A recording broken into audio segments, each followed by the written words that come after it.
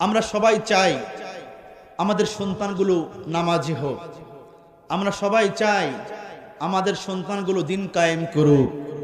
আমরা সবাই চাই আমাদের সন্তানগুলো সাওমওয়ালা হোক। কেউ কি চান যে আপনার সন্তানগুলো ধর্ষক হোক?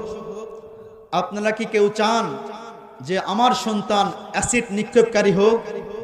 আমরা কেউ চাই না। আমরা চাই আমাদের সন্তানগুলো ভালো হোক, ঠিক কি না? প্রিয় ভাজিরিন,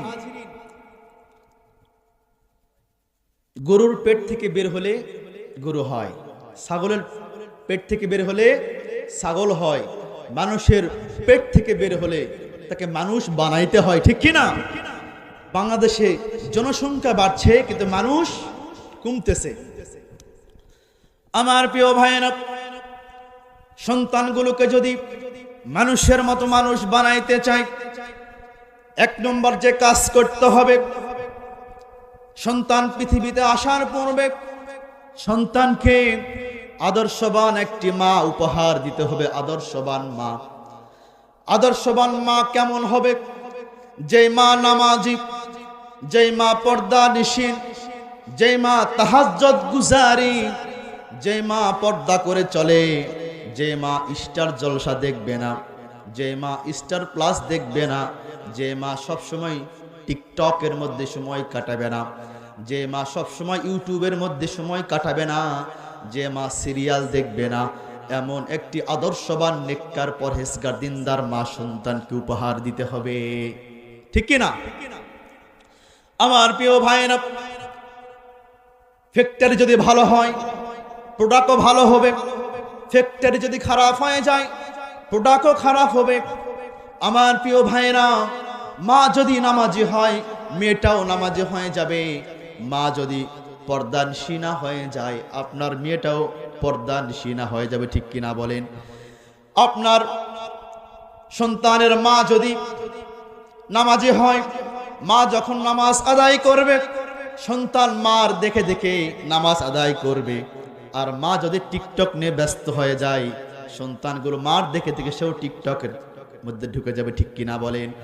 সন্তান মা যদি সিরিয়াল দেখে, নাটক যদি দেখে, কিরণমালা কটকটি নিয়ে যদি ব্যস্ত হয় মা, সন্তানগুলো এক সময় দেখে যাবেন সন্তানগুলো কিরণমালা কটকটি হয়ে যাবে, ঠিক কিনা বলেন?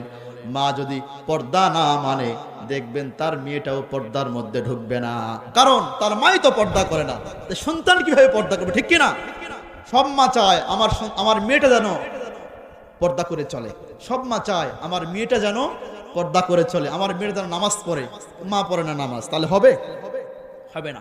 এই জন্য মাকে ভালো হতে হবে, মাকে ভালো হতে হবে। প্রিয় ভাইয়েরা, আমার প্রিয় ভাইয়েরা, মা আদর্শবান মা সন্তানকে উপহার দেওয়ার সহজ উপায় হলো, আপনি যদি আদর্শবান মেয়ে দেখে বিবাহ করেন, আপনি যদি আদর্শবান মেয়ে দেখে বিবাহ করেন তাহলে আপনার সন্তানটা আদর্শবান একটা মা পেয়ে গেল, ঠিক কিনা বলেন? আমার প্রিয় ভাইয়েরা, যে যুবকেরা বিয়ে করো নাই, তোমরা যুবকদেরকে আমি বলছি, যুবক ভাইয়েরা, তোমরা যারা এখনো বিয়ে করো নাই তোমরা আদর্শবান দেখে বিবাহ করবা। আমার প্রিয় ভাইয়েরা, আমার নবীজি জনাবে মুহাম্মদুর রাসূলুল্লাহ সাল্লাল্লাহু আলাইহি ওয়াসাল্লাম তিনি বললেন, আমার যুগে আমার সময়ে মানুষ যখন বিবাহ করত চারটি বিষয়কে সামনে রেখে সে বিবাহ করত। এক নম্বর হলো লিমা আলিহা। এক নম্বর কি? লিমা আলিহা। দ্বিতীয় নম্বর ওলি হাসাবিহা। তৃতীয় নম্বর ওলি জামালিহা। চতুর্থ নম্বর ওলি দীনিহা। এক নম্বর তারা কি দেখতো? লিমা আলিহা, সম্পদ দেখতো। শ্বশুরের কয় বিঘা জমি, শ্বশুরের ঢাকায়, রাজশাহী, বরিশাল, রংপুরে ব্যাংক ব্যালেন্স, বিল্ডিং বাড়ি আছে নাকি, কয় বিঘা জমি শ্বশুরের। আপনারা দেখছেন না? কি দেখছেন? কয় বিঘা জমি শ্বশুরের, এই দেখে তো বিয়া নাকি? আমার প্রিয় ভাইরা, দ্বিতীয় নম্বর হলো ওয়ালি হাসাবিহা, বংশ দেখে বিবাহ করত। বংশ, মন্ডল বংশ না চৌধুরী বংশ না পাঠান বংশ, না কোন বংশের মেয়ে, এটা দেখে তারা বিবাহ করত। তৃতীয় নম্বর ওয়ালি জামালিহা, মেয়েকে বিবাহ করলে মেয়ের সৌন্দর্য দেখে বিবাহ করত। চতুর্থ নম্বর তারা দেখত ওয়ালিদ্দীনিহা, দিনদারিতাকে তারা দেখতো। কিন্তু আমার নবীজি বললেন, সহিহ ওয়াল মুসলিম শরীফের মধ্যে হাদিসটি কোট হয়েছে। আমার প্রিয় ভাইরা, আমার নবীজি বললেন, এ আমার সাহাবারা তোমরা শোনো, আগে তারা বিয়ে করতো এইভাবে দেখে, চারটি বিষয়কে দেখে তারা বিবাহ করত। আমার উম্মতেরা তোমরা শোনো, তোমরা যখন কেউ বিবাহ করবা তখন তোমরা আগে লক্ষ্য করবা ফাসফাদ বিজাতিদ দ্বীন, দিনদারিতাকে তোমরা বেশি প্রাধান্য দেবা। আমার নবীজি বলেছেন যে দিনদারিতাকে যে প্রাধান্য দিয়ে বিয়ে করে সে জিতে গেল, আর যে দিনদারিতাকে যে প্রাধান্য দিবে না সে হেরে গেল। দিনকে প্রাধান্য দিতে হবে। আপনি ছেলে আপনি বিয়ে করবেন, আপনি লক্ষ্য রাখবেন মেয়েটা নামাজ পড়ে কিনা, পর্দা করে কিনা, আইডি ফেসবুক আইডি আছে কিনা, মেসেঞ্জার আছে কিনা, হোয়াটসঅ্যাপ আছে কিনা, ইমো আইডি আছে কিনা, আছে না? এগুলো দেখার দরকার আছে না নাই? আমার প্রিয় ভাইয়েরা, একজন মেয়ে যখন বিয়ে করবে, এই মেয়েটাও ছেলের দিকে লক্ষ্য রাখবে। ছেলে কি করে, ছেলে সিগারেট খায় কিনা, যে ছেলেকে আমি বিয়ে করব ছেলে নামাজ পড়ে কিনা, ছেলে পর্দা করে কিনা, ছেলে কোরআন পড়তে পারে কিনা, ঠিক কিনা জানার দরকার আছে না নাই? আমরা যখন মেয়ে দেখতে যাই বিয়ের জন্য, তখন মেয়েদেরকেই বেশি আমরা প্রশ্ন করি কি করি না? অনেকে প্রশ্ন করে দোয়া কুনুত জানেন, একটু পড়েন তো দোয়া কুনুত, ঠিক কিনা? দোয়া কুনুত বেশিরভাগ ধরে, দোয়া কুনুত এটা একটু কঠিন, হার্ড। কিন্তু প্রত্যেক মেয়েদেরও উচিত আপনার স্বামী যে আপনাকে দেখতে গেছে বিয়ে করার জন্য, তাকেও প্রশ্ন করা দরকার, সেই ছেলের ওই বরের দোয়া কুনুত মুখস্থ আছে না নাই, জানার দরকার আছে না নাই? শুধু মেয়েদেরই আপনারা ইন্টারভিউ নেবেন, আর মেয়ে কি আপনার ইন্টারভিউ নেবে না? নেওয়ার দরকার আছে না নাই? আচ্ছা, আমার প্রিয় ভাইয়েরা, তাহলে প্রথমে কি লক্ষ্য করতে হবে? লিমা আলিহা, সম্পদ দেখতে হবে। বিয়ের জন্য কি দেখবেন? সম্পদ দেখবেন। সমতা বজায় রেখে বিয়ে করবেন। সমতা বজায় রাখতে হবে, 1 নম্বর সমতা বজায় রাখতে হবে। 2 নম্বর ওয়ালি হাসাবিহা, বংশ দেখবেন। ইতিপূর্বে আমরা দেখেছি যখন বিবাহ হতো মানুষেরা লক্ষ্য করত কোন বংশের মানুষ, এটা চৌধুরী বংশ না, মন্ডল বংশ না, পাঠান বংশ না, হাজি বংশ, কোন বংশ। কিন্তু বর্তমান এসেছে, বংশ আর দেখে না, বর্তমান দেখে আওয়ামী লীগ করে না, বিএনপি করে না, জামাত করে, ঠিক কিনা বলেন? আওয়ামী লীগে মিল, ওই বারে বিয়ে দিবে, বিএনপি হলে বিএনপির সাথে বিয়ে দিবে, জামাত হলে জামাতের সঙ্গে বিয়ে দিবে। আর ওই যে মন্ডল বংশ, চৌধুরী বংশ, এর দেখার টাইম নাই, ঠিক কিনা বলেন? আমার প্রিয় ভাইয়েরা, আমার নবীজি বললেন, এই যুবকেরা, তোমরা যখন বিয়ে করবা, ওয়াজামা আলিহা, সৌন্দর্য দেখে বিবাহ করবা। সুন্দর দরকার আছে না নাই? অর্থের দিকে লোভ করে একটা অসুন্দর ছেলে বা মেয়েকে বিয়ে করে আনলেন, 1-2 বছর পর আরো ভালো লাগবে না, কি বিয়ে করলাম এটা, আমার বউয়ের থেকে অন্য মেয়েরা বেশি সুন্দর, তাহলে কি ভালো লাগবে? এই জন্য আমার নবীজি বলেছে, বিয়ে করলে সুন্দর দেখে বিয়ে করো, যার চোখে যেটা সুন্দর লাগবে এই সুন্দর দেখে বিয়ে করা দরকার আছে না নাই? অবশ্যই, অবশ্যই। আমার প্রিয় ভাইয়েরা, যেই মেয়েরা বিবাহ করবে এই মেয়েরাও সুদর্শন পুরুষ দেখে বিবাহ করবে, কারণ বিয়ের পরে 1-2 মাস পরে আর স্বামীকে ভালো লাগবে না, স্বামীর থেকে অন্য বাড়ির ছেলেরাই বেশি স্মার্ট, সুন্দর। তাহলে কিন্তু আপনার স্ত্রীর মন আপনার কাছে থাকবে না, অন্যর কাছে চলে যাবে, ঠিক কিনা বলেন? আমার প্রিয় ভাইরা, এই জন্য সৌন্দর্য দেখে বিবাহ করতে হবে। আমার নবীজি বললেন, ও যুবকেরা শোনো, যখন তোমরা বিবাহ করবা তখন তোমরা সুন্দর দেখে বিবাহ করবা। যদি মেয়ে বিয়ে করে সুন্দর মেয়ে দেখে বিবাহ করবে, যদি ছেলে বিবাহ করে সুন্দর ছেলে দেখে বিয়ে করবে। আমার প্রিয় ভাইয়েরা, আমার নবীজি জনাবে মুহাম্মদুর রাসূলুল্লাহ সাল্লাল্লাহু আলাইহি ওয়াসাল্লাম তিনি বলেছেন, মেয়েকে যখন দেখতে যাবে তখন দেখবা মেয়ে কেমন, মেয়ের মা কেমন, মেয়ের ফুপুই কেমন, মেয়ের দাদি কেমন, মেয়ের খালা কেমন, মেয়ের নানি কেমন। যদি তারা ভালো হয় বুঝে নেবে ওই মেয়েটাও ভালো হবে। মেয়ের মা যদি নামাজি হয়, দিনদার হয়, পর্দানিশীনা হয়, মেয়ের দাদি খালা ফুপু যদি ভালো হয় তাহলে বুঝে নেবেন মেয়েটাও ভালো হবে। আর মেয়ের মা যদি টিকটকওয়ালা হয়, মেয়ের মা যদি কিরণমালার কটকটিয়ার স্টার জলসাজি বাংলা হয় তাহলে বুঝে নেবেন মেয়েটাও এরকম। আমার প্রিয় ভাইয়েরা, ছেলের ক্ষেত্রে ছেলের বাবা দেখবেন, ছেলের বাবা ছেলের বড় আব্বা চাচা যদি ভালো হয়ে যায় বুঝে নেবেন ছেলেটাও ভালো হবে। কারণ কিতাবের মধ্যে এসেছে প্রতিটা মানুষ ছেলে বা মেয়ে তার বংশের 29টি ধারা তার মধ্যে বহন করে। সুবহানাল্লাহ। প্রিয় হাজিরিন, প্রিয় ভাইয়েরা, এগুলো দেখে বিয়ে করবেন। যদি আপনি একটা নেককার মেয়ে থেকে বিবাহ করতে পারেন তাহলে আপনি একটা নেককার মেয়ে পেয়ে গেলেন, আপনার সন্তানটাও একটা নেককার মা পেয়ে গেল, ঠিক কিনা বলেন? আপনি একটা নেককার মেয়ে পেয়ে গেলেন, আপনার সন্তান একটা নেককার মা পেয়ে গেল।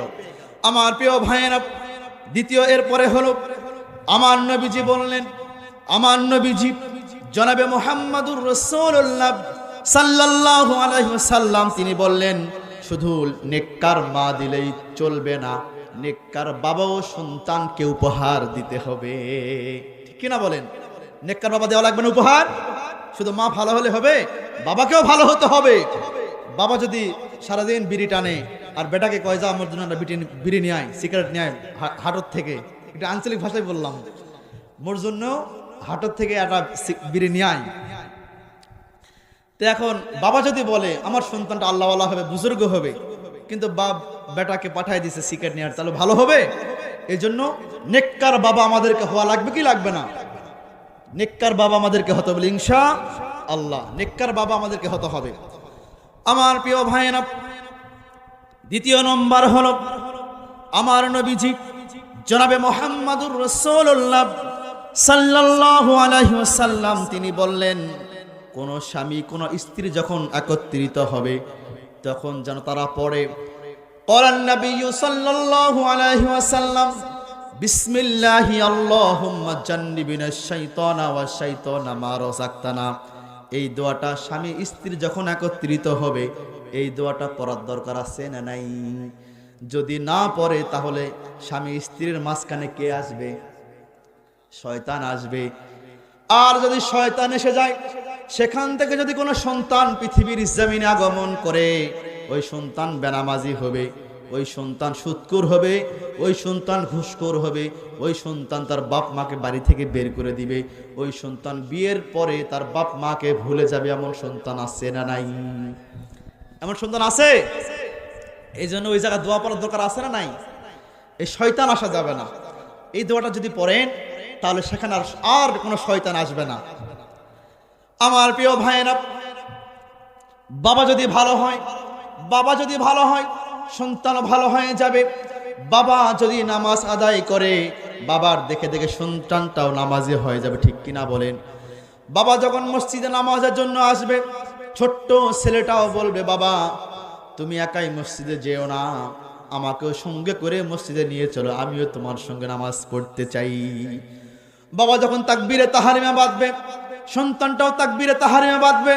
বাবা যখন রুকুতে যাবে ছেলে সন্তানটাও বাবার দেখে দেখে সেও রুকু দিবে, বাবার দেখে সিজদা দিবে, বাবার দেখে নামাজ শেষ করবে, বাবার দেখে দেখে আল্লাহর কাছে প্রার্থনা করবে সুবহানাল্লাহ। এজন্য বাবাকেও ভালো হতে হবে, মাকেও ভালো হতে হবে। আচ্ছা এখানে বউ আছে কার কার? একটু হাত তুলেন দেখি, বউ কার কার আছে?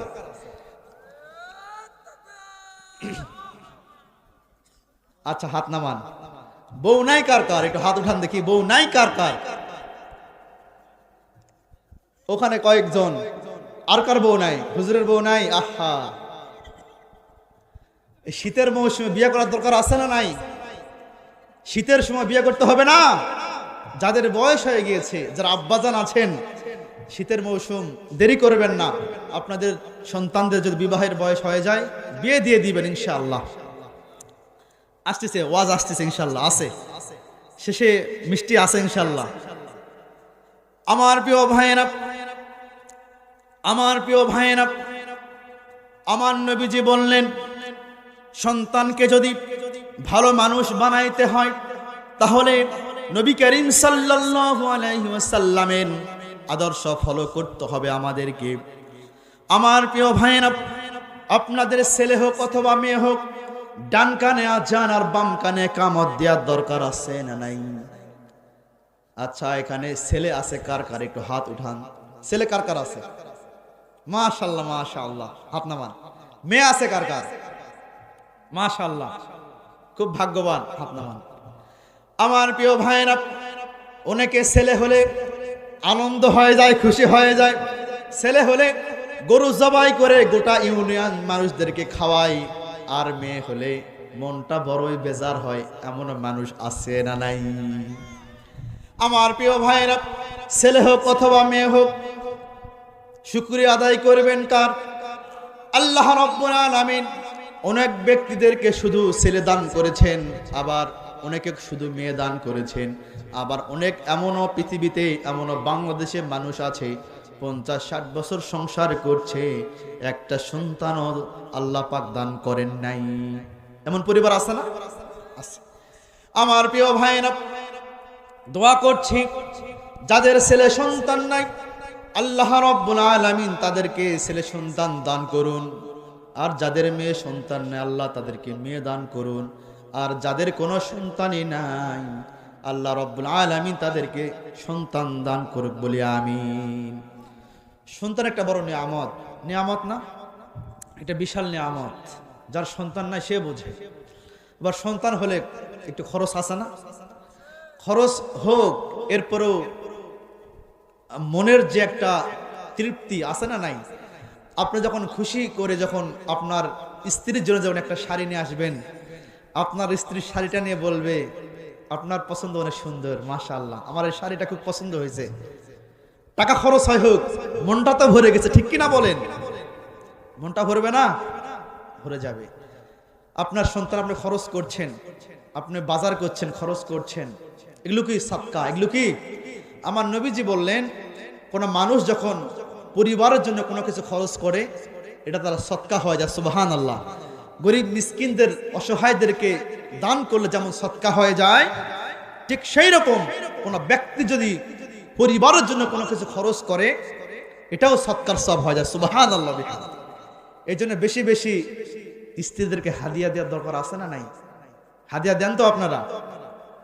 হাদিয়া দিবেন ইনশাআল্লাহ। আর যারা স্ত্রীরা যারা আছে, যারা মেয়েরা আছে, আপনারা আপনাদের স্বামীদের জন্য একটু দোয়া করবেন। দোয়া করার দরকার আছে না নাই? আপনাদের স্বামীরা আপনাদের জন্য এত কষ্ট করে, হায় হায়, এত কষ্ট করে, সারাদিন রিক্সা চালায়, ভ্যান চালায়, দিনমজুর কাজ করছে, ক্ষেত খামারে কাজ করছে, আপনাদের জন্যই তো, ঠিক কিনা? স্ত্রীর জন্য, সন্তানের জন্য, বাপ মায়ের জন্য। তো সুতরাং যারা স্ত্রী আছেন, আপনাদের স্বামীদের জন্য দোয়া করবেন। আর যারা স্বামী আপনারা আছেন এখানে, স্ত্রীদের জন্য দোয়া করবেন, কি করবেন না? দোয়া করবেন ইনশাআল্লাহ। আমার প্রিয় ভাইয়েরা, ছেলে হোক অথবা মেয়ে হোক, ডান কানে আজান, বাম কানে ইকামত। সন্তান হয়ে গেলেই আপনি বাবা হয়েছেন, আপনি আপনার সন্তানের ডান কানে আজান, বাম কানে ইকামত দিবেন। আপনি দাদা হয়েছেন, আপনার নাতির নাতনির ডান কানে আজান, বাম কানে ইকামত দিবেন।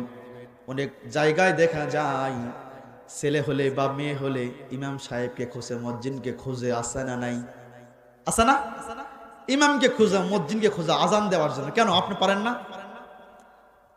আপনি আজান দিবেন। আপনি বাবা হয়েছেন, আপনি দাদা, আপনি নানা, আপনি বড় আব্বা, আপনি আজান দিবেন।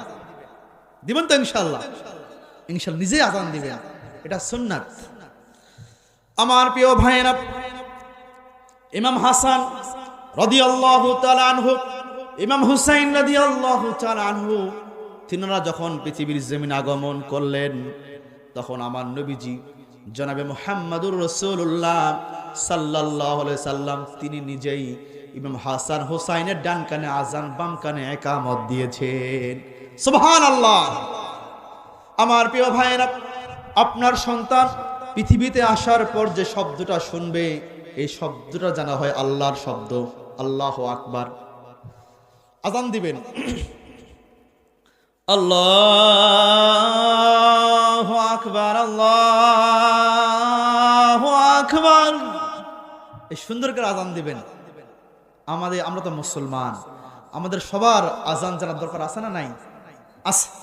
অনেক সময় মসজিদের মুয়াজ্জিন সাহেব থাকে না, আমাদের সবাইকে ইমাম হতে হবে, ইমাম হওয়ার দরকার আছে না নাই? আপনারা সবাই ইমাম, পরিবারের ইমাম, ঠিক কিনা? রাষ্ট্রের ইমামও হতে হবে, ঠিক কিনা বলেন? আমার প্রিয় ভাইয়েরা, আমার নবীজি জনাবে মুহাম্মদুর রাসূলুল্লাহ সাল্লাল্লাহু আলাইহি ওয়াসাল্লাম তিনি বললেন, পৃথিবীতে যখন কোন সন্তান আগমন করবে, এই সন্তানগুলোকে তোমরা তাহনিক করাবা। কি করাবা? তাহনিক করাবা। আমার প্রিয় ভাইয়েরা, বুখারী শরীফের বর্ণনা, আমার নবীজি জনাবে মুহাম্মদুর রাসূলুল্লাহ সাল্লাল্লাহু আলাইহি ওয়াসাল্লাম তিনি বললেন, সন্তান যখন পৃথিবীতে আসবে, সন্তানকে তোমরা তাহনিক করাবা। এটা সন্তানের অধিকার, সন্তানের হক। তাহনিকটা কেমন? এই তাহনিক ঢাকাতে বেশি চলে, বরিশালে বেশি চলে, আমাদের উত্তরবঙ্গে নাই বললেই চলে। তাহনিকটা হলো হক্কানি রব্বানি কোন আলেম ওলামা থেকে খেজুর চিবিয়ে নিবেন, চিবিয়ে নেওয়ার পরে সেখান থেকে খেজুরের কিছু নির্যাস আপনার সন্তানের ঠোঁটে অথবা তালুতে তার খেজুরের নির্যাস স্পর্শ করায় দিবেন। সুবহানাল্লাহ। এটা হলো কি? তাহনিক। ওলামা ইকরাম থেকে খেজুর একটু চিবিয়ে নিবেন, চিবিয়ে নেওয়ার পরে সন্তানের ঠোঁটে বা তালুতে খেজুর একটু নির্যাস স্পর্শ করায় দিবেন। সুবহানাল্লাহ। এমন আমরা করেছি, আমরা করছি, অনেকে হয়তো করছে, অনেকে করে নাই। তাহনিক করাইতে হবে। এর ফায়দা কি? আমার নবীজি জনাবে মুহাম্মদুর রাসূলুল্লাহ সাল্লাল্লাহু আলাইহি ওয়াসাল্লাম তিনি তার চাচাতো ভাই আব্দুল্লাহ ইবনে আব্বাস তিনি বলেন, আমার নবীজি আমি যখন পৃথিবীতে আগমন করি, আব্দুল্লাহ ইবনে আব্বাস তিনি বলছেন, আমি যখন পৃথিবীতে আগমন করি, আমার নবীজি আমাকে তাহনিক করিয়েছেন। আর আমি রাইসুল মুফাসসিরিন হওয়ার পিছনে যে গুরুত্বপূর্ণ কাজ, আমি আব্দুল্লাহ ইবনে আব্বাস তিনি তো রাইসুল মুফাসসিরিন, ঠিক কিনা বলেন? আব্দুল্লাহ ইবনে আব্বাস রাদিয়াল্লাহু আনহু তিনি বলেন, আমি রাইসুল মুফাসসিরিন হওয়ার পিছনে শ্রেষ্ঠ যে কারণ, এই কারণই হলো আমার নবীজি জনাবে মুহাম্মদুর রাসূলুল্লাহ সাল্লাল্লাহু আলাইহি সাল্লাম আমাকে তাহনিক করিয়েছেন। নবীজির লালা মুবারক আমার মুখে আসার কারণে আল্লাহ পাক আমার জেহেন খুলে দিয়েছে, আল্লাহ পাক আমাকে রাইসুল মুফাসসির হিসাবে মঞ্জুর করে দিয়েছে। সুবহানাল্লাহ। শুধু তাই না আমার প্রিয় ভাইয়েরা, আব্দুল্লাহ ইবনে আব্বাস ওই সময় ওই যুগে ফতোয়ার যে বোর্ড, ইফতার যে বোর্ড, ফতোয়ার যে বিভাগ, ওই বিভাগের তিনি প্রধান ছিলেন। আব্দুল্লাহ ইবনে আব্বাস তিনি সব ফতোয়া দিয়ে দিলেন ওই সময়। সুবহানাল্লাহ। সুতরাং আমরা যদি আমাদের সন্তানদেরকে তাহনিক করাই, তাহলে আমাদের সন্তানের মেধা শক্তি খুলে যাবে, আমাদের সন্তানগুলো হক্কানি রব্বানি আলেম হয়ে যাবে, আমাদের সন্তানগুলোকে আল্লাহ রাব্বুল আলামিন মঞ্জুর করে নিবে। সুবহানাল্লাহ। তাহনিক করাবেন সন্তানদেরকে, করাবেন তো ইনশাআল্লাহ। আমার প্রিয় ভাইরা, এরপরে হলো আকিকা দিবেন। কি দিবেন? আকিকা দিবেন সপ্তম দিনে। কয় দিনে? 7 দিনে আকিকা দেওয়ার দরকার আছে না নাই? আমরা মনে করি যে ঈদুল আজহার আসুক, ঈদুল আজহার আসুক, আমরা কুরবানির সঙ্গে আকিকা দিব, এরকম অনেকে আমরা মনে করি, ঠিক কিনা? জায়েজ আছে, জায়েজ আছে কুরবানির সঙ্গে আকিকা দেওয়ার, কিন্তু সপ্তম দিনে আকিকা দেয়া কি সুন্নাত। সপ্তম দিনে আমরা সন্তানদের আকিকা দিব। আমার প্রিয় ভাইয়েরা, এই আকিকা দেওয়ার ফায়দা কি? নাসাই শরীফের মধ্যে হাদিস এসেছে, 4220 নম্বর হাদিস। আমার নবীজি জনাবে মুহাম্মদুর রাসূলুল্লাহ সাল্লাল্লাহু আলাইহি সাল্লাম তিনি বলছেন, যখন কোন সন্তান পৃথিবীতে আগমন করবে, এই সন্তানের জন্য রক্ত প্রবাহিত করো, আকিকা দাও। আকিকা দিলে কি ফায়দা? 7 দিনের দিন আকিকা দিলে কি ফায়দা? আমার নবীজি জনাবে মুহাম্মদুর রাসূলুল্লাহ সাল্লাল্লাহু আলাইহি সাল্লাম তিনি বললেন, ওই সন্তানের বাহিরের এবং ভিতরের যত কষ্ট আছে, যত অসুস্থতা আছে, আল্লাহ পাক সব কষ্ট অসুস্থতাকে দূর করে দেয়। সুবহানাল্লাহ, মাফ করে দেয়। সুবহানাল্লাহ। যাদের সন্তান আছে মধ্যরাত থেকে ঘুম হয়, মা বোনেরা বেশি বলতে পারবে। সন্তান থাকলে একটু ঝামেলা হয় না? কান্নাকাটি করে কি করে না? অনেক কান্নাকাটি করে। 7 দিনের দিন যদি আকিকা দেন, এগুলো থাকবে না। আল্লাহ পাক আপনার সন্তানকে সুস্থ রাখবে। কানের বাহিরের ভিতরের যত রোগ আছে, বালা মুসিবত আছে, সমস্ত কিছু মাফ করে দিবে। সুবহানাল্লাহ। আমার প্রিয় ভাইরা, আমার নবীজি জনাবে মুহাম্মদুর রাসূলুল্লাহ সাল্লাল্লাহু আলাইহি ওয়াসাল্লাম তিনি বললেন, কুল্লু গোলামিন মুরতামানুন বিআকিকাতি। আমার নবীজি বললেন, প্রত্যেক শিশু তার আকিকার দ্বারা বন্দুক থেকে যায়। সুবহানাল্লাহ। প্রত্যেক সন্তান ওর আকিকার দ্বারা বন্দুক থেকে যায়। কার কাছে? আল্লাহর কাছে বন্দুক থেকে যায়। ওই সন্তানের দায়িত্ব আল্লাহ রাব্বুল আলামিন নিয়ে নেয়। সুবহানাল্লাহ। আকিকা যে 7 দিনের দিন সন্তানদের আকিকা দিয়ে দিবে, ওই সন্তানের অসুখ বিসুখ বালা মুসিবত কম হবে। সুবহানাল্লাহ। আল্লাহ রাব্বুল আলামিন ওই সন্তানকে হেফাজত করবে। সন্তানদের অনেক অসুখ বিসুখ থাকে, হাড়ের সমস্যা হয়, সর্দি কাশি, মধ্যরাতে কান্না শুরু হয়ে যায়, এগুলো থাকবে না। আল্লাহ পাক এগুলোকে ক্ষমা করে দিবেন। সুবহানাল্লাহ। আমার প্রিয় ভাইরা, এরপরে আমার নবীজি বললেন, সন্তানদের জন্য দোয়া করতে হবে। কি করতে হবে? দোয়া করতে হবে। আমরা কি দোয়া করি? আমরা কি সন্তানদের জন্য কি দোয়া করি? আমরা দোয়া কি করি? দোয়া করতে হবে। আল্লাহ রাব্বুল আলামিন বললেন, সবাই একটু ঠোঁট মিলে আমার সঙ্গে পড়েন, রব্বানা হাব লানা মিন আজওয়াজিনা ওয়া যুররিয়াতিনা কুররাতা আয়ুনিন ওয়াজআলনা লিল মুত্তাকিনা ইমামা। আল্লাহু আকবার। আমার প্রিয় ভাইরা, আল্লাহ রাব্বুল আলামিন এই দোয়াটি আমাদেরকে শিখিয়ে দিয়েছেন। রব্বানা, হে আমার রব, রব্বানা হাব লানা মিন আজওয়াজিনা ওয়া যুররিয়াতিনা কুররাতা আয়ুনিন ওয়াজআলনা লিল মুত্তাকিনা ইমামা। ইয়া রাব্বাল আলামিন, আমাকে এমন স্ত্রী দান করো যে স্ত্রীকে দেখলে আমার মনটা জুড়িয়ে যাবে। সুবহানাল্লাহ। এ আল্লাহ, আমাকে এমন স্ত্রী দান করো যে স্ত্রীকে দেখলে আমি আমার মনের কষ্টগুলি ভুলে যাব। ইয়া রাব্বাল আলামিন, আমাকে এমন স্ত্রী দান করো, আমার মনের মধ্যে যত কষ্ট আছে আমি আমার স্ত্রীর কাছে গেলে যেন সব কষ্ট যেন ভুলে যাই। এমন স্ত্রী আমাকে দান করো। দোয়া করার দরকার আছে না নাই? দেখবেন গ্রামগঞ্জে স্বামীরা যখন মাঠ থেকে যখন বাড়িতে আসে, আসার সঙ্গে সঙ্গে স্ত্রীরা অ্যাটাক করবে। বাড়িতে এটা নাই, নুন নাই, তেল নাই, ঝাল নাই, বলে কি বলে না? আসার সঙ্গে সঙ্গে আসলে মা বোনদেরকে আমি বলি যে আপনাদেরকে একটু হেকমত খাটাইতে হবে। যেহেতু আপনার স্বামী, আপনার ভাই বাহির থেকে পরিশ্রম করে এসেছে, যখন মানুষকে ক্ষুধা লাগে মেজাজ কি ভালো থাকে না? খিটখিটা হয়ে যায়, গরম হয়ে যায়। যখন পরিশ্রম করে আসবেন মেজাজ কি থাকে? গরম থাকে। আর ওই সময় এই মা বোনেরা নুন নাই, ঝাল নাই, তেল এগুলা বলে, আসলে নাই, আরো অনেক কিছু বলে কি বলে না? এটা করলেন কা, সেটা করলেন কা, বলে কি বলে না? বলে।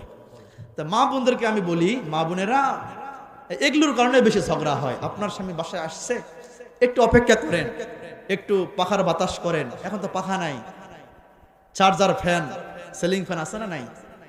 একটু শরবত বানায় দেন আপনার স্বামীর জন্য। আপনার স্বামী যখন খুশি হয়ে যাবে তখন আপনি এই কথাগুলো ধীরে স্থির করে বলবে। বলা দরকার আছে না নাই? আচ্ছা। আবার অনেক স্বামী আছে স্ত্রীর সঙ্গে সারাক্ষণ ঘেউ ঘেউ করে, আছে না নাই? অনেক স্বামী আছে না এরকম, মানে ভালো কথা বলবে, এই ভালো কথাটাও ঝাড়ি মারে বলতে হয়, এরকম কিছু স্বামী আছে না? আছে। এইরকম করা যাবে না। মুচকি হাসি দিয়ে কথা বলতে হবে, ঠিক কিনা বলেন? মুচকি হাসি দিয়ে স্ত্রীদের সঙ্গে কথা বলতে হবে। আর যারা স্ত্রী আছে, ওয়াইফ যারা আছে, এরাও মুচকি হাসি দিয়ে কথা বলবে ইনশাআল্লাহ। আমার প্রিয় ভাইরা, আল্লাহর কাছে দোয়া করবেন, ইয়া রব্বাল আলামিন, আমাকে এমন একটা স্ত্রী দান করেন যে স্ত্রীকে দেখলে আমার প্রাণ জুড়িয়ে যাবে। যে স্ত্রীর কাছে গেলে, যে স্ত্রীর নিকটবর্তী হলে আমি পৃথিবীর সব দুঃখ কষ্ট ভুলে যাব, এমন স্ত্রী আমাকে দান করুন। দোয়া করার দরকার আছে না নাই? রব্বি হাবলি মিনাস সালিহিন।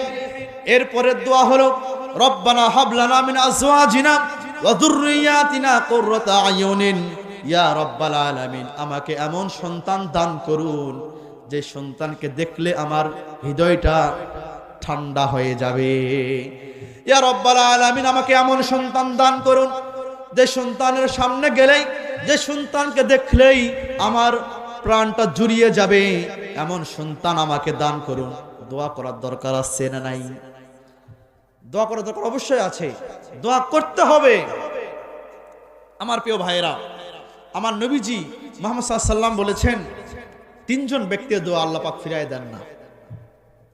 মা বাবা যদি সন্তানের জন্য দোয়া করে, আল্লাহ পাক ফিরায় দিবে না। মা বাবা, যারা বাবা আছেন, যারা মা বোনেরা আমার কথা শুনছেন, আপনারা আপনাদের সন্তানদের জন্য দোয়া করবেন, সন্তানের জন্য দোয়া করবেন। এবং যারা সন্তান আছে, এই সন্তান মা বাবার জন্য দোয়া করলে দোয়াটা আল্লাহ পাক ফিরিয়ে দেন না। সুতরাং এই সন্তানগুলোকে দোয়া করতে হবে আব্বা আম্মার জন্য। দরকার আছে না নাই? এই যুবক ভাইরা, আমরা যারা সন্তান এখানে আছি, আমরা যারা মা বোনেরা আছি, আমরা আমাদের বাবার জন্য, আমরা আমাদের মার জন্য দোয়া করব। আল্লাহ, আমার মা বাবা আমার জন্য এত কষ্ট করেছে, আল্লাহ আমার মা বাবাকে ক্ষমা করে দাও। দোয়া করার দরকার আছে না নাই? অবশ্যই করতে হবে দোয়া। আমার প্রিয় ভাইরা, আল্লাহ রাব্বুল আলামিন বলছেন, এ আমার বান্দিরা, এ আমার বান্দারা, পৃথিবীর সন্তানেরা, তোমরা তোমাদের মার জন্য বাবার জন্য দোয়া করবা। সবাই আমার সঙ্গে পড়েন, রব্বিরহামহুমা কামা রব্বায়ানি সগীরা। ইয়া রব্বে কারীম, আমি যখন ছোট ছিলাম, আমাকে আমার মা বাবা যেভাবে লালন পালন করে বড় করে তুলেছে, আল্লাহ আপনার রহমতে কোল দ্বারা আমার মা বাবাকে আপনি লালন পালন করেন। সুবহানাল্লাহ। দোয়া করবেন তো ইনশাআল্লাহ। আপনি যখনই নামাজ পড়বেন, যখনই ওয়াজ মাহফিলে যাবেন, যখনই দোয়া করবেন, হাত যখন তুলবেন, তখনই বাবার জন্য আর মার জন্য দোয়া করবেন তো ইনশাআল্লাহ। প্রতিটা মুনাজাতে মার কথা আনবেন, বাবার কথা আনবেন। বাবা মা এত কষ্ট করে আমাদের জন্য, হায় হায়। যুবকেরা এটা বোঝে না, বোঝে না। আপনারা ওঠেন কেন? আমরা 11:15 শেষ করে দেব ইনশাআল্লাহ। আমার প্রিয় ভাইরা, আল্লাহ রাব্বুল আলামিন শিখিয়ে দিচ্ছেন, সবাই আমার সঙ্গে পড়ুন, রব্বি হাবিলি মিনাস সালিহিন, রব্বি হাবিলি মিনাস সালিহিন। আমরা শুধু বারংবার দোয়া করি, রব্বি হাবিলি মিনাস সালিহিন, আমরা শুধু দোয়া করি আল্লাহ সন্তান দাও, সন্তান দাও। কিন্তু আল্লাহ রাব্বুল আলামিন শিখিয়ে দিচ্ছেন, শুধু সন্তান আবদার করলেই হবে না, দোয়া করলেই হবে না, নেককার সন্তানের জন্য দোয়া করতে হবে। নেককার সন্তানের জন্য দোয়া করতে হবে। আল্লাহ আমাকে একটা সালেহীন সন্তান দাও, যে সন্তান আমার কথা শুনবে, যে সন্তান আমাকে ভালোবাসবে, যে সন্তান আমার কথা মতো চলবে, যে সন্তান আমাকে কষ্ট দিবে না, যে সন্তান আমাকে মেনে মানবে। আল্লাহ এমন সালেহীন, নেককার, তাহাজ্জুদ গুজারি, পরহেজগার, আল্লাহওয়ালা, খোদাবিরু, দিন কায়েম করনিওয়ালা এমন সন্তান আল্লাহ আমাকে তুমি দান করো। দোয়া করবেন তো? দোয়া করবেন ইনশাআল্লাহ। দোয়া করতে হবে। আমার প্রিয় ভাইরা, আমার নবীজি বললেন, সৌভাগ্যবান ওই ব্যক্তিরা যারা তাদের নেককার স্ত্রী পেয়েছে। আমার নবীজি মুহাম্মদ সাল্লাল্লাহু আলাইহি ওয়াসাল্লাম বলেছেন, তিনজন ব্যক্তি সৌভাগ্যবান। কয়জন ব্যক্তি? তিনজন ব্যক্তি বড়ই সৌভাগ্যবান। এক নম্বর হচ্ছে, যে স্বামী নেককার স্ত্রী পাইছে, সে সৌভাগ্যবান। সুবহানাল্লাহ। আপনি ঘুমাচ্ছেন, ফজরের সময় হয়ে গেছে, আপনার স্ত্রী আপনাকে ডাক দিয়ে তুলবে, ওঠেন, নামাজের সময় হয়েছে। এরকম কারো স্ত্রী আছে? এক হাত তুলুন দেখি, কার স্ত্রী আছে এরকম? মাশাআল্লাহ, আল্লাহ কবুল করুক, আমিন। নেক হায়াত দান করুক, আমিন। আপনি ডাকে তোলেন, মাশাআল্লাহ, মাশাআল্লাহ, কবুল করুক, আমিন। এমন স্ত্রী দরকার। আমার নবীজি বললেন, যাদের স্ত্রী নেককার হয়, পরহেজগার হয়, দিনদার হয়, আল্লাহওয়ালা হয়, খোদাবীর হয়, ওই স্বামীরা সৌভাগ্যবান স্বামী। সুবহানাল্লাহ। 2 নম্বর হচ্ছে যে স্ত্রীর স্বামী নেককার হবে, যে স্ত্রীর স্বামীরা নামাজি হবে, দিন কায়েমের কাজ করবে, আল্লাহর রাসূলের পথ মতে চলবে, ওই স্ত্রীরা বড়ই সৌভাগ্যবান স্ত্রী। সুবহানাল্লাহ। 3 নম্বর হচ্ছে যে মা বাবার সন্তানগুলো দিনদার হয়, পরহেজগার হয়, মা বাবার কথা মতো চলে, আল্লাহ রাসূলের পথ মতে চলে, ওই মা বাবা সৌভাগ্যবান মা বাবা। ঠিক কিনা বলেন? আমার প্রিয় ভাইরা, সুতরাং সন্তানদের জন্য দোয়া করতে হবে। আমরা দোয়া করব। আমার প্রিয় ভাইরা, আমার নবীজি বললেন 7 নাম্বার, সন্তানদের সুন্দর একটি নাম রাখতে হবে। সুন্দর নাম। অনেকের নাম রাখে চন্টু, মন্টু, রকেট, ফকেট নাম আছে না নাই? আছে না? এগুলো নামের কি কোনো অর্থ আছে?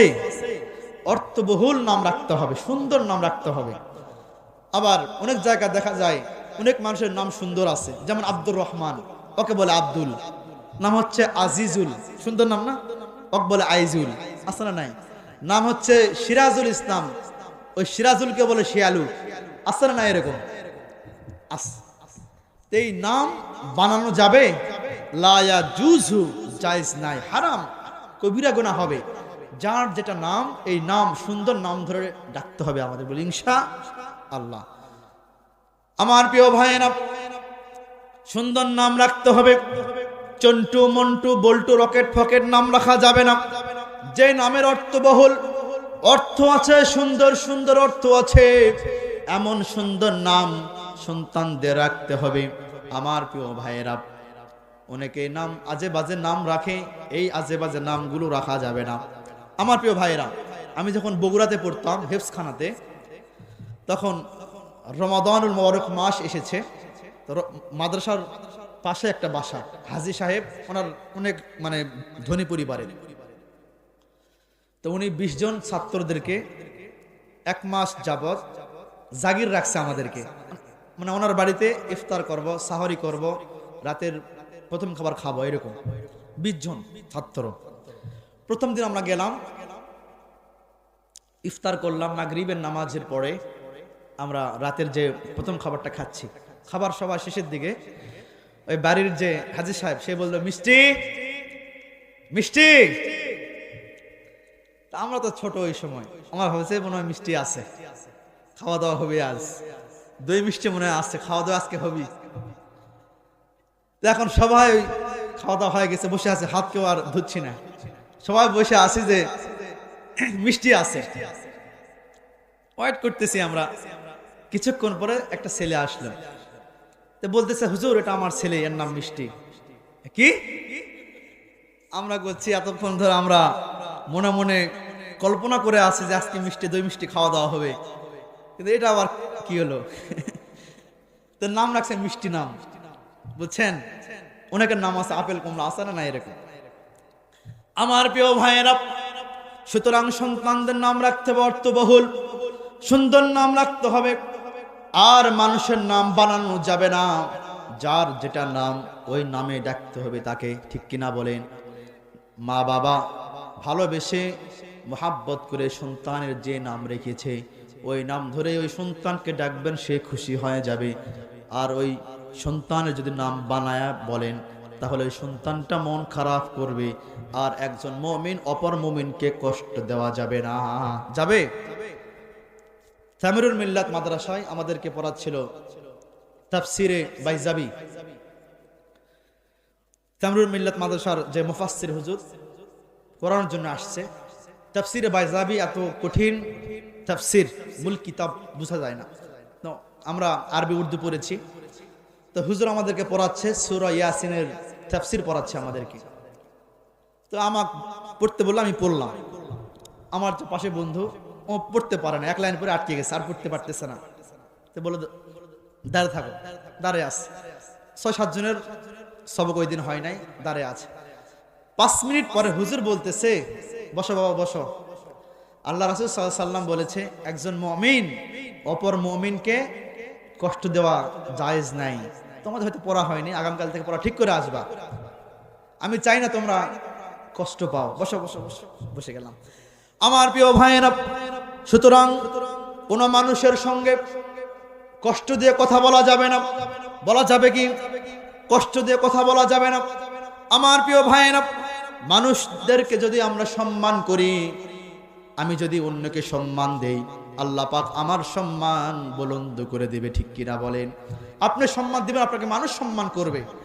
আপনি যদি মানুষকে সম্মান না দেন, মানুষ আপনাকে সম্মান দেবে না। কারণ আমার নবীজি জনাবে মুহাম্মদুর রাসূলুল্লাহ সাল্লাল্লাহু আলাইহি ওয়াসাল্লাম তিনি বললেন, কোন মানুষ যখন খারাপ হয়ে যায়, ফেরেশতারা বলতে থাকে, মানুষের কানে কানে বলতে থাকে, ওই মানুষটা খারাপ, ওই মানুষটা খারাপ, ও মানুষকে সম্মান করে না, ও মানুষকে সম্মান দেয় না। আমরা হয়তো বা ফেরেশতাদেরকে দেখতে পাই না, কিন্তু মানুষের একটা আদত হয়ে যায়, মানুষ ওই ব্যক্তিকার সম্মান দিতে চায় না। সুতরাং যে সম্মান দিবে সে সম্মান পাবে, যে সম্মান দিবে না সে সম্মান পাবে না। সম্মান দিয়ে কথা বলতে মানুষের সঙ্গে, সে রিক্সাওয়ালা হোক, ভ্যানওয়ালা হোক, যে কেউ হোক না কেন, সে আমার ভাই, ঠিক কিনা বলেন? সে ভ্যান চালাতো কি হয়েছে, সে রিক্সা চালাতো কি হয়েছে, সে দিনমজুর কাজ করতো কি হয়েছে, সে মুসলমান, সে আমার ভাই, ঠিক কিনা বলেন? সে মুসলমান, সে আমার ভাই। আমার প্রিয় ভাইয়েরা, সন্তানদের সপ্তম দিনে মাথা মুন্ডন করাইতে হবে। সন্তানদের সপ্তম দিনে মাথা মুন্ডন করাবেন।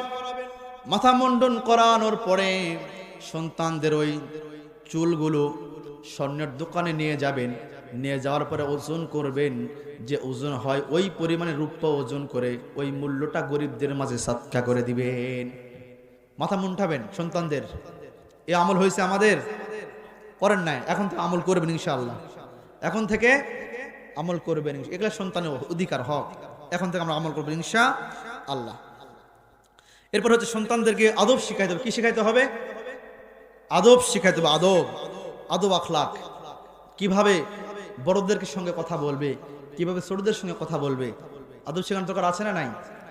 আমার প্রিয় ভাইয়েরা, সূরা হুজরাতের তাফসীরের মধ্যে এসেছে, আল্লাহ রাব্বুল আলামিন বললেন, মুফাসসিরিন কিরাম তারা ব্যাখ্যা করলেন, কোন সন্তান যদি তার মার সঙ্গে বেয়াদবি করে, কোন সন্তান যদি তার বাবার সঙ্গে বেয়াদবি করে, কোন সন্তান যদি তার বাবা মার সঙ্গে উচ্চ আওয়াজে কথা বলে, আমার নবীজি বললেন, মুফাসসিরিন ইকরামরা তারা ব্যাখ্যা করেছেন, বলেছেন ওই সন্তানের আমলগুলো বরবাদ হয়ে যাবে। কি হয়ে যাবে?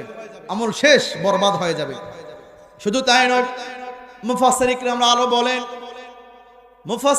আরো বলেন ওই সন্তান তার মুখস্থ ইলমগুলি ভুলে যাবে। আল্লাহ পাক ওই সন্তানের মুখস্থ ইলমগুলি ভুলাইয়া দিবে। পিতামাতার সঙ্গে যে বেয়াদবি করবে, পিতামাতার সঙ্গে যে উচ্চ আওয়াজে কথা বলবে, বেয়াদবিমূলক কথা বলবে, মুফাসসিরিন ইকরামরা বলেছেন ওই সন্তানের আমলগুলি বরবাদ হয়ে যাবে। ওই সন্তানের আমলগুলি শেষ, ওই সন্তান মুখস্থ ইলম ভুলে যাবে। আমার প্রিয় ভাইয়ের পর বলা হয়েছে, মুফাসসিরিন ইকরামরা বলে, যে ব্যক্তিরা ইমামদের সঙ্গে খারাপ ব্যবহার করে, যে ব্যক্তিরা মুয়াজ্জিন সাহেবদের সঙ্গে খারাপ আচরণ করে, খারাপ ভাষায় কথা বলে, উচ্চ আওয়াজে কথা বলে, যে মানুষেরা আলেম ওলামাদের সঙ্গে অপমানজনক কথা বলে, যে মানুষেরা ওলামা ইকরামদেরকে সঙ্গে উচ্চ আওয়াজে কথা বলে, বেয়াদবিপূর্ণ কথা বলে, বেয়াদবি করে, মুফাসসিরিন ইকরামরা তারা বলেন, যারা বেয়াদবিমূলক কথা বলবে, বেয়াদবি করবে, এদের সমস্ত আমলগুলো বরবাদ হয়ে যাবে, থাকবে না কোনো আমল, সওয়াব থাকবে না। সুবহানাল্লাহ, আস্তাগফিরুল্লাহ, আস্তাগফিরুল্লাহ, আমল থাকবে না, মুখস্থ ইলম ভুলে যাবে। বর্তমানে এটাই বেশি, ঠিক কিনা বলেন? এই ফেসবুকে ঢুকলেই বুঝে যায় কোনো হুজুরকে বাদ দেয় না। আমাদের বাংলাদেশের যুবক ভাইয়েরা কোনো একটা হুজুরকে বাদ দেয় না, সব হুজুরকে গালে শেষ, মেসেজে গালায়। দেখছেন যারা যুবক ভাই এরা বলতে পারবে, বাংলাদেশের কোনো হুজুর নাই তাকে গালমন্দ করে নাই, সব হুজুরকে গালাইছে না? আল্লামা সাইদি সাহেব যখন জীবিত ছিল ওনাকে বলছে না, গালাইছে না? গালাইছে। এরপরে তারেক মনোয়ার সাহেব, অনেক অনেক মানুষ গালাইছে। এরপরে শর্ষিনার যিনি পীর সাহেব বর্তমান, আমি সালসিনা মাদ্রাসায় পড়াশোনা করেছি 6 বছর। কয় বছর? 6 বছর পড়াশোনা করেছি। জামাতে খুসুসি থেকে জামাতে সম পর্যন্ত পড়াশোনা করেছি, সম। এখন আছি তামিরুল মিল্লাতে, ফেকা বিভাগে কামেলে আছি, ফেকা বিভাগ। এই বছর আমার দাওরা হাদিস শেষ, আলহামদুলিল্লাহ। দোয়া করবেন। তো প্রতিটা উলামা ইকরামদেরকে মানুষ গালাইছে মেসেজের মাধ্যমে, গালিগালাজ করা যাবে না।